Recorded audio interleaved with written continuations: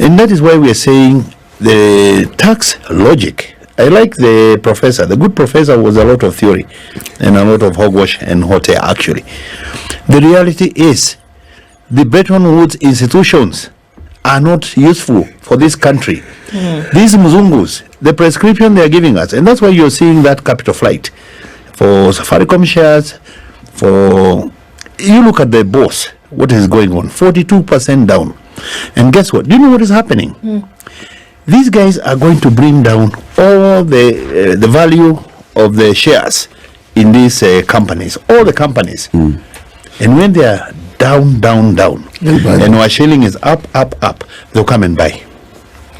And they'll buy all your prized assets. And remember, their dollar now, instead of being 100 bob, is 200 shillings. So the dollar will go further and buy you out. And all these assets will go to those Mzungus. Welcome to our channel, ladies and gentlemen. Is there anybody in his right senses that still believes that we have a country? If you believe that we have a country, then there is something wrong with you, because our country has been sold to the highest bidder. In fact, we are being ruled from Europe and the USA. Our president is just but a conduit. He's taking instructions. Do this, do that. We don't have a country. The reason why we have allowed this to happen is because as Kenyans, we have this penchant of ignoring the red alerts. Then when we have ignored them, later we come and cry foul, and we wish we didn't either ignored or we took action. Let me bring you up to speed with the two scenarios when we ignored the red alerts and we found ourselves in a quagmire. For those who have followed this channel, I have reminded you that in 2017, Kenyans were facing an election where they knew very well ODM, that was NASA, was going to win. Then before we knew it, Musando, the man who was manning the IEBC portal, a man who had got a wealth of experience in terms of IT, was murdered in cold blood. A murder that has not been resolved. It's just a mystery today. That alone was a red alert. Kenyans were not supposed to approach that election. We were to boycott it, because that meant that the elections were already rigged. Somebody knew that with Musando sitting and manning that office, they were not going to rig elections. But because we ignored it, the rest is history. You know what happened. The second scenario is in 2022. The country was very ripe, and they knew this time round it was home. Then all of a sudden, we woke up to some shocking news that the Venezuelan Jose Camargo and the team sneaked into the country, and they were caught red-handed with their hands in the cookie jar. And we were told that they were arrested. They were not just arrested, but arrested with election materials, ladies and gentlemen. What more evidence does a country need to understand that someone is planning to rig an election? The only person who was serious and wanted to investigate and bring them to book was the former DCI, George Kinoti, the DCI boss. He tried, but his efforts were thwarted when we just found out that the former Inspector General Mutabai and the IEBC, the former IBC chair, Wafula Chebukati, called for a press conference, and they told us that they had buried the hatchet and they were ready to work together. The mystery of the Jose team and the election materials that they were found in possession just vanished into hot air. And Kenyans ignored it, and we went for an election that was already rigged. Then now we were trying to fight it in the courts, and we were told that was hot air. Now we are where we are because of that very red alert. Had we taken action and pressured the DCI, pressured the Kenyan government to bring the Jose Kamago and the team to book and collect all the election materials and do a proper forensic audit to understand what was happening, maybe we wouldn't have been where we are. But it is our nature that when we have some sensational headlines, we read it, we discuss it with a lot of emotions, then we forget it. And that is where we are today. Why am I revisiting this story? I'm doing this because I can see us ignoring more red alerts, and we are headed to both political, economic, and social quagmire. Let me tell you, when William Ruto first ascended into office, the first thing that he did was to lift the ban on genetically modified organisms. That ban had been placed by Uhuru Kenyatta for the 10 years that he was in power. We talked about it. Some people went to court. The Association of Peasant Farmers of Kenya went to court together with the Law Society of Kenya. The courts overruled them. We talked about it and we left it at that. Before we knew, William Ruto had brought a bill called the Privatization Bill 2023. This bill was to remove the powers of parliament when the state wants to sell state corporations and parastatals. We talked about it and we left it as such because William Ruto was preparing to do something, so that whenever he wakes up that he wants to sell state corporations, parliament will not have any role in it. And we just ignored it. Recently, we were also taken to some headlines that when the IMF was reviewing the fifth schedule on how Kenya was faring or whether they could be given some more loans, whether they qualified for more loans, they gave Kenya the green light to be added more loans. But it has been recorded that they also discussed with authority, it was a dictate from the IMF, that the Kenyan government was going to sell some state corporations. And this is what we read, and I know we have forgotten.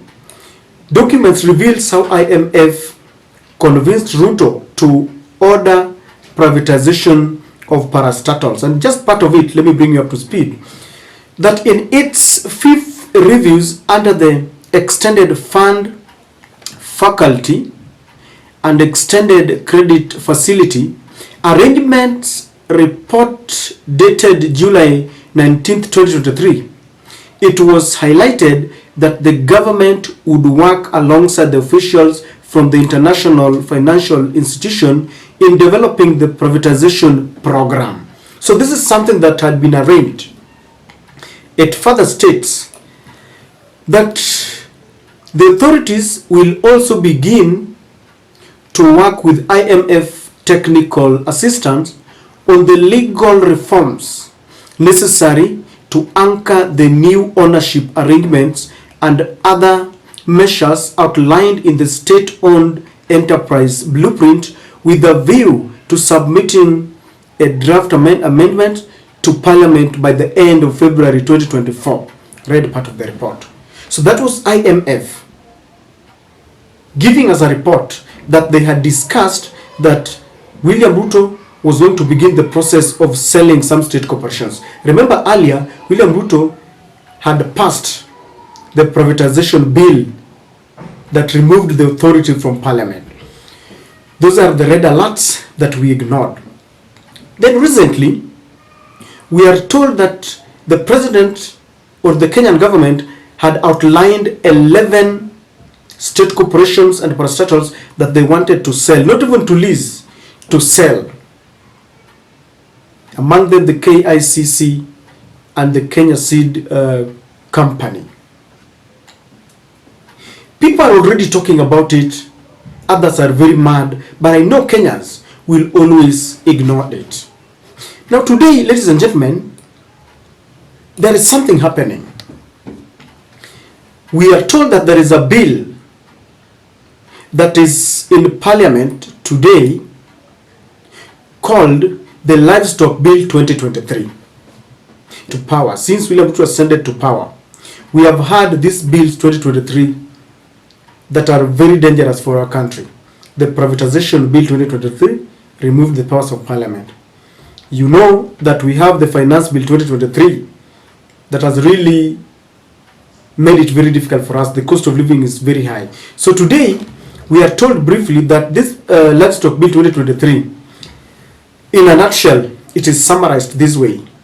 You will be arrested, fined, or imprisoned if you plant some staple crops without license.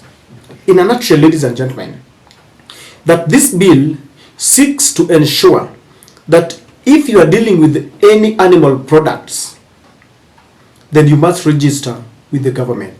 Do you know what's funny about it? That when you plant your own maize, and then at some point you've realized that the maize is very leafy, and you want to cut them to feed them to your cows or your livestock, if you do that without any license, then you will be arrested. It might sound very cheap, but let me bring you up to speed why there is a problem and why this is a choreographed plan to ensure that someone will own our nation. There is a plan to own the food industry. You've seen Bill Gates come to our country and they hold some secret meetings with William Samoei Ruto. And when William Ruto goes to the US, they also meet. In fact, as we speak, Bill Gates and is it Bill and Belinda Gates company has been awarded a tender in the much weighted Maisha number. They will be part and parcel of the processing of that program. And when you see Bill Gates coming to our country and they send trade delegations, and then all of a sudden one of the state corporations that they want to sell is the Kenya Seed Corporation, there is a problem. And the farmers are already crying foul. And let me tell you why.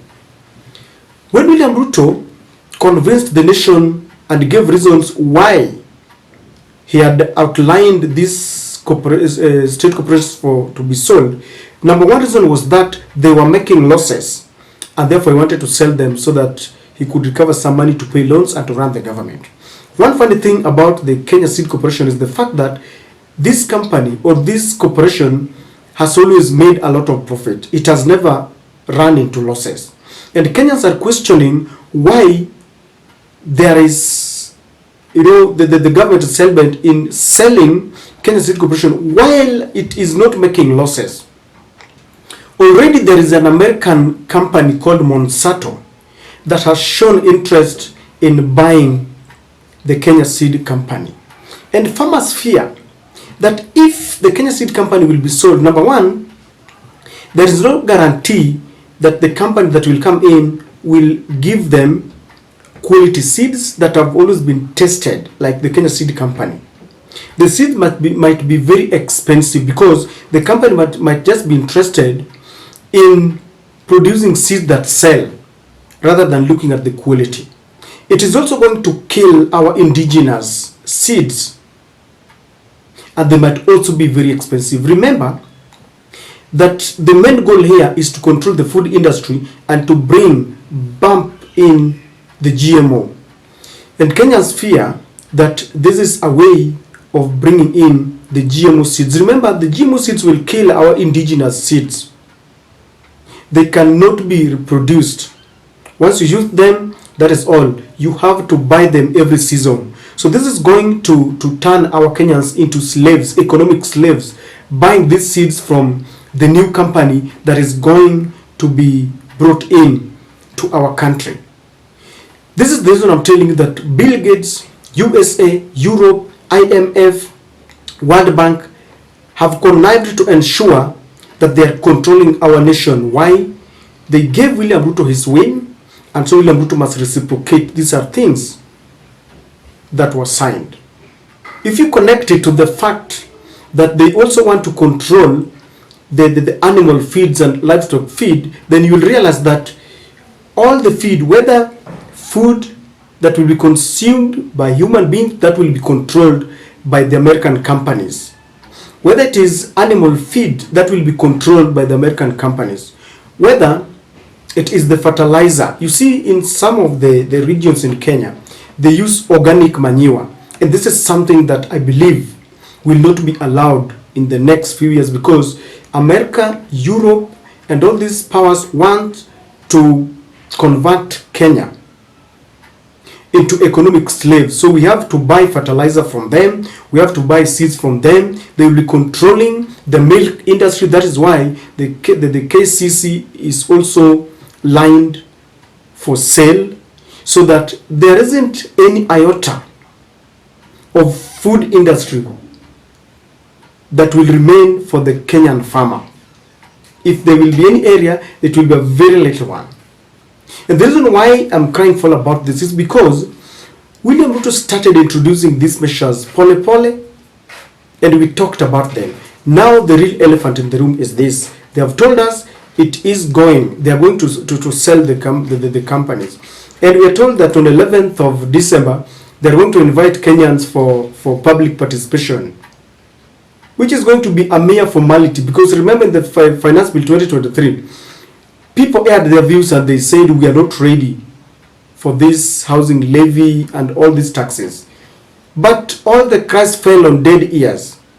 They are just doing that so that it can be reported that the Kenyan government subjected, the Kenyans and other stakeholders for public participation. But they don't take in the sentiments of Kenyans. And so, ladies and gentlemen, we are going to lose our indigenous food. Already our culture is gone. You know that through the back door, through the judiciary, our courts, LGBTQ has been introduced. There is a proposal again that they want to almost legalize prostitution. So let me ask you, if the GMO has been legalized, LGBTQ has been legalized, then we have prostitution being legalized. Very soon it will be abortion being legalized. Then everything changes, that we are eating, behaving, doing exactly what they want. Do you still think that we have a nation? The nation is gone. It has been sold to the Western powers because we are quiet, looking at what is happening, reading the headlines, wondering, but we are doing nothing. If there is a time to wake up and face this government and tell them enough is enough, it is this time. Because all the punitive taxes are as a result of the IMF and these people. The reason why the subsidies were removed, as a result of these people.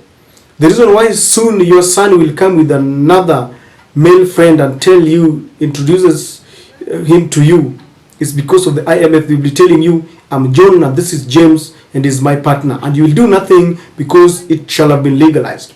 And this is why I'm saying that we have got penchant of ignoring the red alerts. If we ignore these red alerts again, very soon this country is going to be plunged into a quagmire that we will never come out of. I don't know what you think. Do you follow these stories? What about the IMF? What about the World Bank? What about Joe Biden? What about Meg Whitman? What about these people, the European countries? What about them?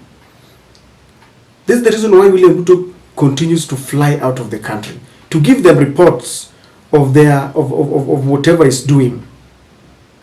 I'm saddened as a citizen, but just being sad is not enough. We have to highlight all this. We have to wake up as a nation. We have to confront the government. I don't know what to think, but this is my take.